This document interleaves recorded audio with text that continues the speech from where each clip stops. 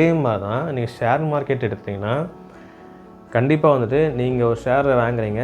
So நிறைய பேர் என்ன நினைக்கிறாங்கன்னா, ஒரு ஷேர் ட்ரேட் ஆகிட்டு இருக்கு, வாங்கிட்டு வந்துடலாம் அப்படின்னு நினைக்கிறாங்க. பட் அப்படி கிடையாது. ஒரு ஷேர் மார்க்கெட் எடுத்திங்கன்னா கண்டிப்பாக வந்து இதே மாதிரி நிறைய பேர், அதாவது ஒரே ஷேரை நிறைய பேர் வாங்கவும் ரெடியாக இருப்பாங்க.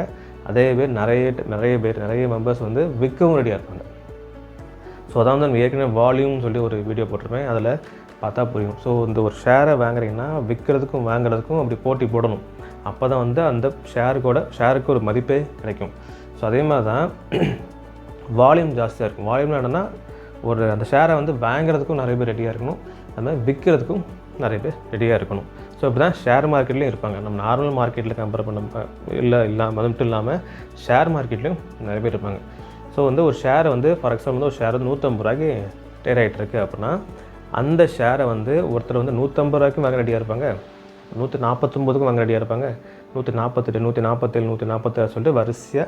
ஸோ இந்தந்த விலைக்கு வந்து அந்த பையர் வந்து அவங்களே ஒரு கற்பனை பண்ணி, இல்லை மார்க்கெட்டோட அந்த கண்டிஷன் பொறுத்து இந்த ஷேரோட மதிப்பு, இந்த ஷேரோட ஒர்த்து வந்து இவ்வளோன்னு சொல்லிட்டு அவங்கவுங்க ப்ரைஸில் வந்து ஒவ்வொருத்தரும் ஃபார் எக்ஸாம்பிள் வந்து 150 ரூபாய்க்கு ஒரு 10 பேர் ரெடியாக இருப்பாங்க வாங்குறதுக்கு, 149 ரூபாய்க்கு ஒரு 20 பேர் ரெடியாக இருப்பாங்க வாங்குறதுக்கு, 148க்கு ஒரு 50 பேர் ரெடியாக இருப்பாங்க வாங்குறதுக்கு. ஸோ இத்தனை மெம்பர்ஸ் வந்து இவ்வளோ ப்ரைஸில் வந்து வாங்க ரெடியாக இருப்பாங்க.